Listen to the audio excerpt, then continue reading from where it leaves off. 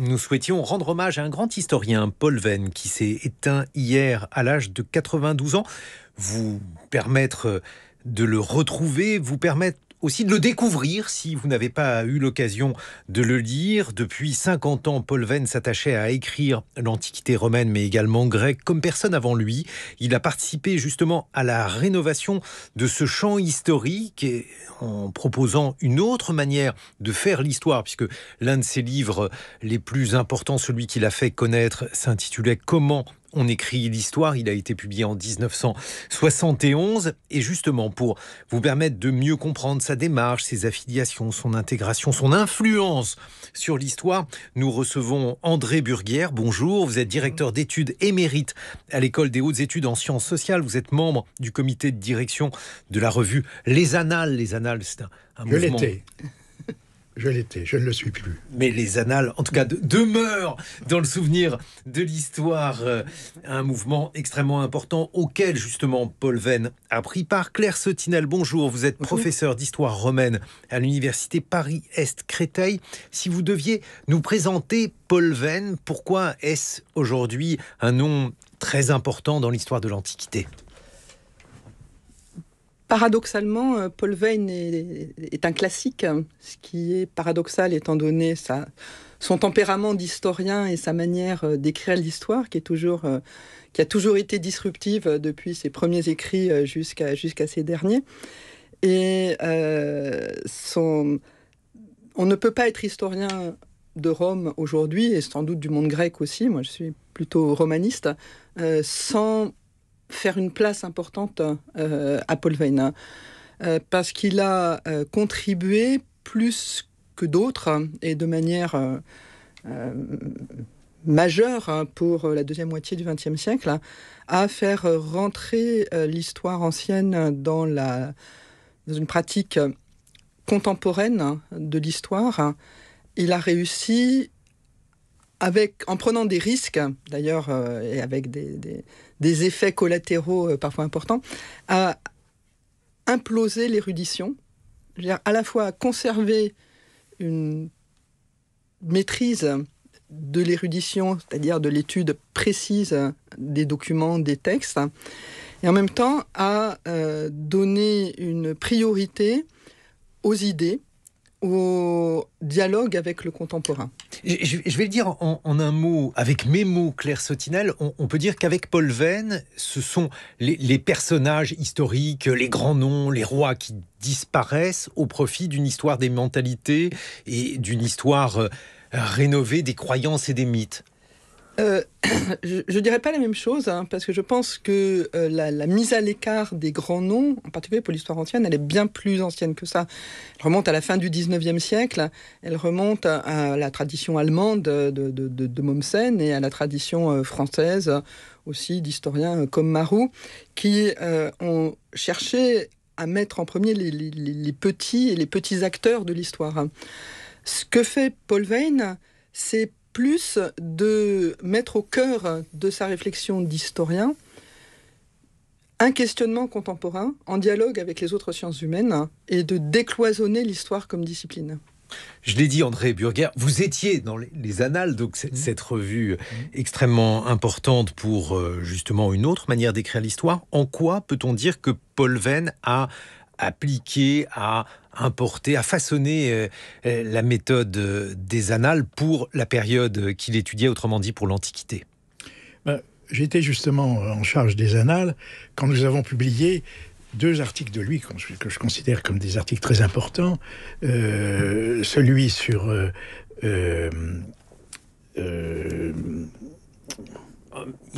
il a en fait travaillé sur l'amour à Rome, très important pour justement l'histoire de la sexualité, et celui aussi sur les voyages de Trimalcion, c'est-à-dire sa vision de l'économie, des échanges économiques et culturels à travers la Méditerranée.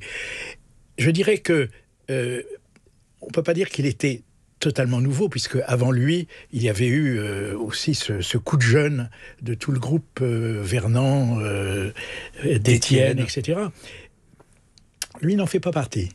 Et une autre dimension, il n'a pas de maître, il n'a pas de disciple non plus. Il y a une certaine solitude, cette volonté d'avoir les coudées franches.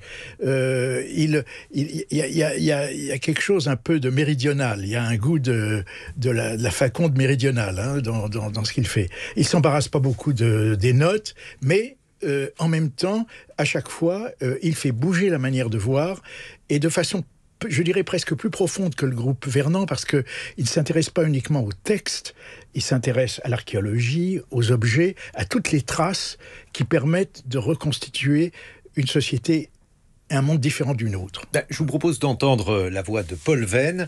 C'était au micro de Laure Adler, un à voix nue en 2005.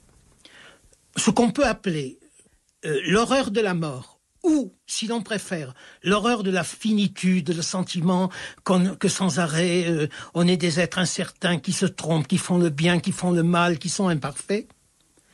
Cette angoisse et cette culpabilité et cette horreur de la mort se guérissent pour un chrétien pendant la prière, ou se guérissent encore quand on est occupé devant un ordinateur à une tâche, pourvu que cette tâche ne serve à rien, soit aussi inutile, par exemple, que l'histoire gréco-romaine, mais exige de vous le sacrifice de tout ce que vous pouviez penser.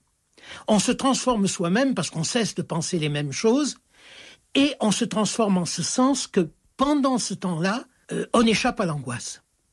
Ce qui fait d'ailleurs qu'une fois le livre fait, il faut faire le livre, il faut l'envoyer à l'éditeur, il faut qu'il soit imprimé. Le sort du livre n'importe pas, et du reste, le livre, il fait horreur quand il est fini. Tout simplement parce que ce sentiment de la finitude et de la mort étant sans arrêt présent, eh bien, il faut se remettre devant l'ordinateur.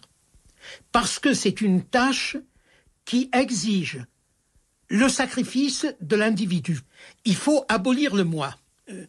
Le moi qui est mortel, imparfait, etc., c'est de se livrer à cette espèce de prière qu'est un travail qui ne sert à rien. La voix de Paul Venn. Alors Claire Sautinel, on l'a dit, André Burguière l'a rappelé, il avait notamment travaillé, Paul Venn, sur l'amour. Il a écrit une élégie érotique romaine, L'amour, la poésie et l'Occident, Un sexe et pouvoir à Rome. Qu'est-ce qu'il nous a permis de découvrir en la matière ? Il a permis sans doute de recomposer un peu le paysage mental qu'on peut avoir du monde gréco-romain en plaçant de façon très, très centrale cette question de l'érotisme, du rapport au corps, de l'amour. Je ne suis pas sûre que ce soit pour l'histoire son apport le plus important et le plus novateur. Il y a une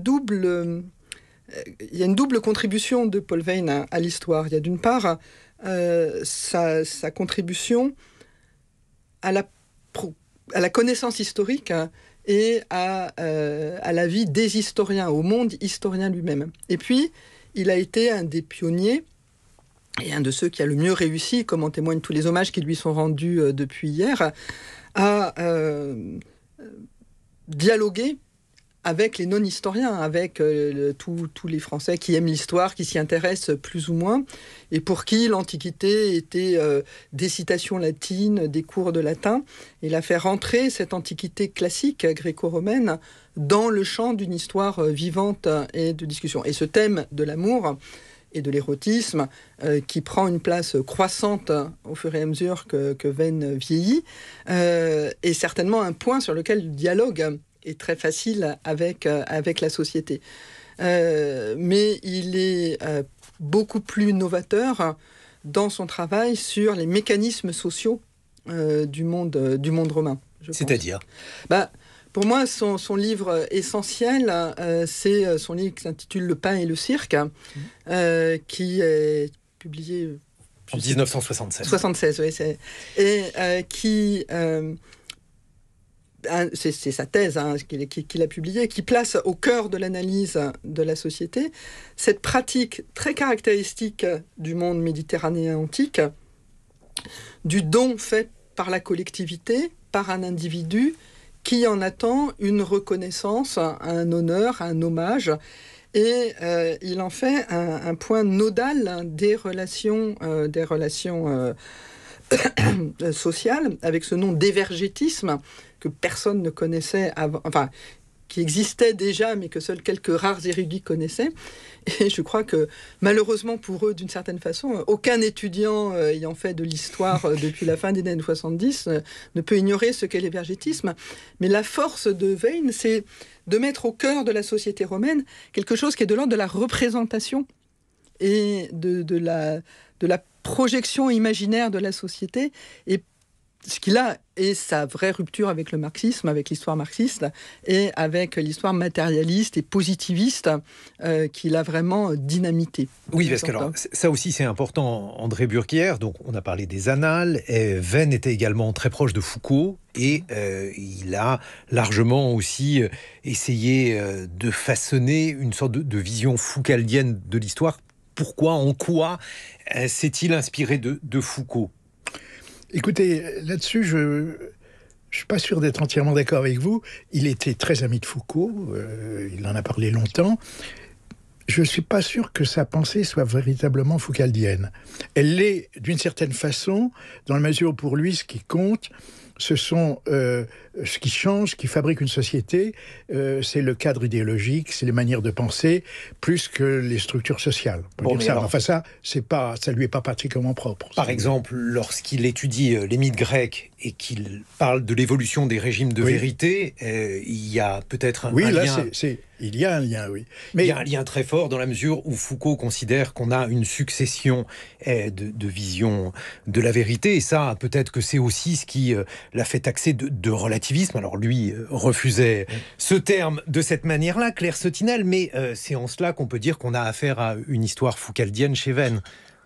Oui, je pense qu'il y a une convergence. Enfin, moi, je connais mal la généalogie respective. Ce qui est sûr, c'est que Paul Veyne a influencé Foucault de façon très nette aussi. Enfin, sur les travaux de Foucault sur l'Antiquité sont nourris. Enfin, toutes les notes de bas de page regorgent de références aux travaux de Veyne, et ça se lit encore plus dans le texte. Je pense que la convergence entre les deux, c'est effectivement cette interrogation sur ces régimes de vérité, ces régimes de représentation. Peut-être aussi l'histoire de la sexualité de Foucault qui reprend évidemment les choses que Veyne a faites. Bien sûr, complètement. Et le dernier volume paru récemment qui porte sur l'Antiquité tardive est transparent à cet égard de cette connivence intellectuelle entre les deux.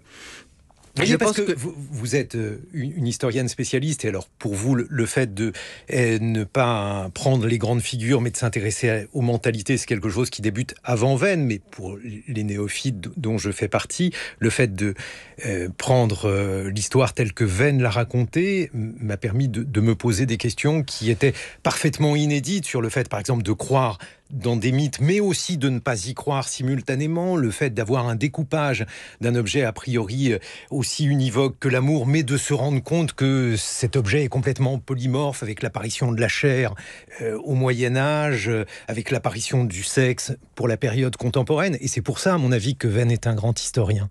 Et que c'est un grand passeur, et que je pense qu'il y a vraiment cette double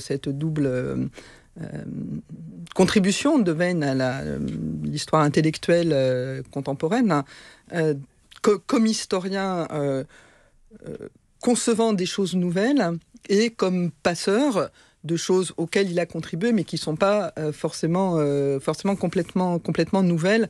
Alors effectivement, je ne voudrais pas faire une barrière pour les spécialistes. Henri-René Maroux est quelqu'un qui vous est familier, c'est un grand historien du 19e. Aujourd'hui, il est en partie oublié, peu lu, alors que Veyne reste. Il est mort en 1974, il n'est pas tellement du 19e. Pardonnez, excusez-moi. Ce qui prouve à quel point il est oublié. Non, mais il n'a pas eu du tout, justement, il n'a pas eu une œuvre similaire à celle de Veyne. Et je pense que c'est une vraie question intéressante. Pourquoi Veyne a eu un écho aussi fort ? Je pense en partie parce que ces travaux d'historien ont toujours été controversés. Tout le temps, j'ai relu pour préparer cette émission un compte-rendu du Pain et le Cirque qui est signé, alors ça dira peut-être rien, mais c'est des gens qui ne sont pas du 19e siècle non plus. Mais le compte-rendu qui doit faire 10 pages, comme on n'en fait plus aujourd'hui, est signé par Pauline Schmidt-Pantel, Alain Schnapp et ce grand historien de l'histoire économique, enfin, 3 des figures majeures de l'histoire d'aujourd'hui qui se sont mis ensemble pour faire ensemble un compte-rendu du livre de Paul Veyne. C'est dire si... et un compte-rendu qui est admiratif, mais pas figé dans l'admiration, qui est un compte-rendu qui est très critique, et il a été publié dans les Annales, si je ne me trompe pas, et c'est ça la force de Veyne, c'est que dans ce qu'il dit, et c'est exactement ce que vous dites, il fait penser le lecteur, il emporte le lecteur avec lui, justement parce qu'il a une pensée un peu fracturée, avec beaucoup d'interstices dans lesquels on peut se lancer. André Burguière. Oui, il avait une pensée ouverte. J'aimerais revenir sur le problème de la sexualité, parce que elle est un élément de l'intérêt qu'on peut porter aujourd'hui, et peut-être plus qu'avant, à son œuvre, parce que la sexualité devient de plus en plus un sujet de discussion, simplement un problème. C'est pas lui qui a inventé le rapport entre l'évolution des comportements et de la sexualité et l'évolution de l'État. Disons, Max Weber en avait vaguement parlé. Mais malgré tout, il l'a fait de façon puissante et originale. C'est-à-dire que, alors que on s'était beaucoup habitué à l'idée que le christianisme était responsable du changement d'attitude à l'égard de la sexualité, disons, le passage de l'Antiquité permissive à une société répressive à l'égard de la sexualité était là, alors que lui a renversé un peu les facteurs. Il a montré que, en réalité, c'est la transformation de l'État qui a transformé le christianisme. Ce n'est pas le christianisme qui a apporté la répression de la sexualité, c'est cette transformation de l'État qui remplace les chefs de clan qui doivent manifester leur puissance, y compris leur puissance sexuelle, par des courtisans de l'empereur qui, pour lui faire plaisir, doivent avoir une vie conforme. Merci beaucoup André Burguière, Claire Setinel. On peut peut-être conseiller aux auditeurs qui n'ont pas lu Paul Veyne de lire comment on écrit l'histoire ou pourquoi les Grecs ont-ils cru à leur mythe.